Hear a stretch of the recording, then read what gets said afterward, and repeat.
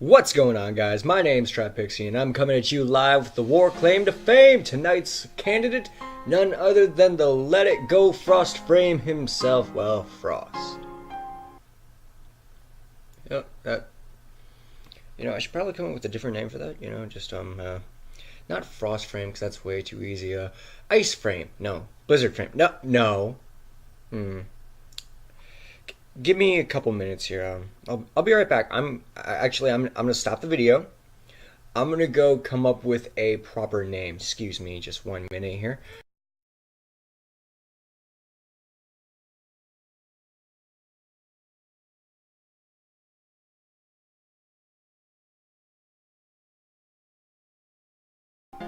I got it. Minnesota Frame. Yeah, there we go. Today's war claim to fame is on the Minnesota Frame himself, Frost. Frost is a fairly decent frame. In fact, he's been the head of very many squads for a long fucking time. He's got CC, he's got slow. He is a fantastic addition to any sort of team. I love this frame so much. Frost's passive is simple. Anything that melees Frost has a 10% chance to get temporarily frozen on impact. In PvP, this will be a cold proc instead. But overall, they hit you. Ding! Frozen. Well, 10% chance anyway. Fairly nice. I like it. Frost's first ability is Generic Cryomancy move.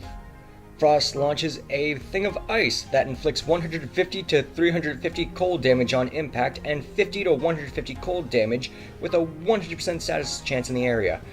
Enemies directly hit by the projectile will be frozen for a duration of 5 to 15 seconds at max. If the projectile impacts a surface, a patch of ice will be created that lasts 6 to 12 seconds and is an AoE slow. What you need to know about this ability is very simple. All damage is affected by ability strength and body part multipliers. The freeze duration and ice duration are affected by ability duration mods. The freeze duration will end prematurely if the initial target loses 50% of their current health during the time it's frozen. While it's frozen, enemies are unable to regenerate their shields. If you cast Freeze onto the exterior of a snow globe, it will destroy it, triggering an icy explosion that damages enemies and ragdolls them in an AoE. You may be wondering, Trap, what the hell is a snow globe? We will get to that in a second. And Freeze can be casted one-handed with a 0.6 delay.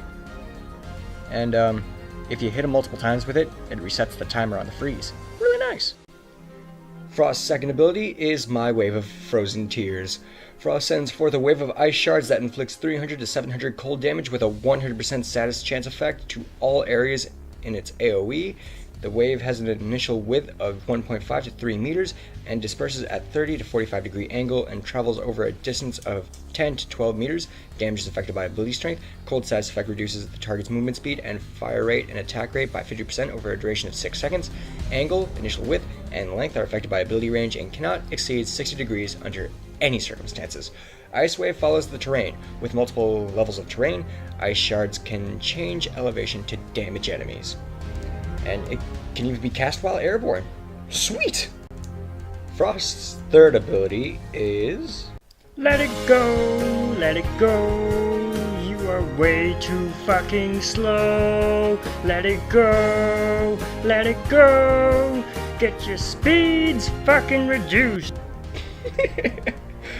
I'm not sorry if that's what you're going to try to get out of me. Frost creates a protective globe of ice with a diameter of 10 meters and base health of 3,000 to 5,000 and additional health equal to 500% of Frost's armor rates.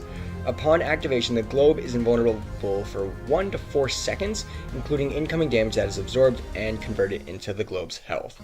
And the base and armor multipliers are affected by ability strength. While active, a health counter becomes visible and the icon's ability tracks the percentage of health most recently placed from 100 to 0.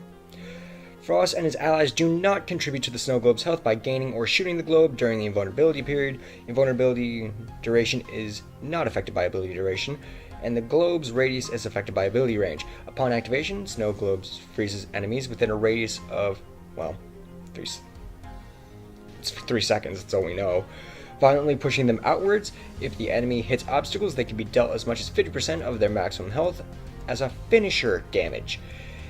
Enemies that enter the globe will have their attack movement speeds reduced by 40 to 67%. Damage percentage and slow percentages are not affected by ability strength, and the damage bypasses armors and shields. Freeze duration is not affected by ability duration. Most gunfire, both friendly and hostile, is blocked by entering the globe. Your shots are blocked as well. Everything's blocked. So have fun with that. Casting freeze on the exterior of the globe. This is the thing. This is the thing I mentioned earlier, guys. Pairing your abilities. As I said earlier, destroying the globe with freeze will deal 150 cold damage and it will ragdoll your opponents. Explosion damage is affected by ability strength, and the damage does not diminish with distance and bypasses obstacles in the environment. Affected enemies are ragdolled by the explosion. Freeze is capable of destroying a globe even during the invulnerability period. Snow globe can be recast multiple times, but there are restrictions on the number of globes that can be created in an environment. A maximum of 4 separate snow globes can be cast at any given time. Casting snow globe after reaching a maximum distance will remove the oldest globe. Cool. Casting snow globe while inside an existing globe will remove the older globe and combine the total remaining health values for both globes for a newer one. The invulnerability period is reactivated with each cast. Snow globe is created inside existing globes. Do not count towards their maximum number of instances, and snow globe's health can stack with repeated casts until reaching a maximum combined health of 1 million. Jesus Christ. This ability, just a bit of a preface here. This is my favorite ability on Frost. It makes defense missions so stupid, because if there are any butchers on the cryopod, they're safe until you get in the globe, but even then they're slow as fuck, so it doesn't matter. I love it. So I'm gonna quit my rambling and just move on, okay? We have Frost's final ability, Frozen Finish on Your Face. Frost summons an avalanche that freezes enemies over a duration of 5 to 8 seconds at max within a radius of 8 to 15 meters at max. Frozen enemies have their armor reduced by 25 to 40% of their current armor. It's like a corrosive proc for their duration of the freeze. Armor reduction is affected by ability strength. The armor reduction can be applied only to one frozen enemy at a time, i.e. the armor reduction does not stack. Quit trying. Duration is affected by ability duration mods, and freeze radius is affected by ability range mods. Once the avalanche completely encompasses the area of effect after a short delay, 800 to 1500 cold damage is dealt to all frozen enemies. Frozen enemies violently shatter upon death and inflict 100 to 400 cold damage with a 100% status chance within 3 to 4.5 meters. All damage is affected by ability strength. Cold status effect reduces a target's movement speed and attack fire rate by 50% over a duration of 6 seconds. Explosive damage diminishes with distance and bypasses obstacles in the environment.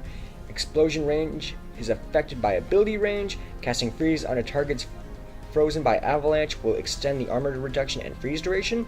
The effects will expire when freeze ends or when freeze's health threshold is reached. Avalanche cannot be cast while airborne. It can be cast on frozen enemies multiple times, restarting the armor duration and freeze duration. He has a cast time of 2.4 seconds and a cast delay of 0.75 seconds. The armor reduction is applied 1 second after the cast animation has passed. Jesus Christ, this goddamn move. I've seen AoE, I've seen CC. This is dumb. It's small range, but what it does, Christs. It turns your enemies into a hand grenade. Beautiful. It's just beautiful. I love it. It's great. And now we get into what we should bring Frost on.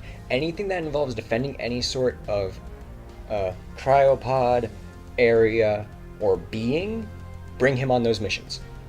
Okay, do not bring him on Arcwing. Do not bring him to Assassination. You can run him in Exterminate, that's kind of the point. You can run any frame in Exterminate, doesn't matter. Just do not bring him on anything that's not defense-like. Because most of his stuff is, what's the term here? Oh yeah, it requires to be standing still. And on assassination missions, it doesn't quite work out that well because he has to be in the open against everything, including probably the boss you're trying to assassinate.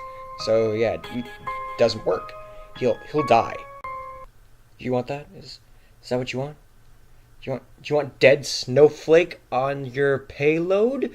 Is that what you sick? You're sick. Don't kill Frames. Do not kill Frost. Bring him on defense missions. He is a defense boy, okay? Bring him on defense, not bring him on assassination. Thank you. But with that being said, guys, as always, no mod suggestions here, no kit suggestions. It's your guys' Warframe. You guys play how you want. With that being said, my name's TrapPixium, and may the Lotus watch over you. Good night, you guys.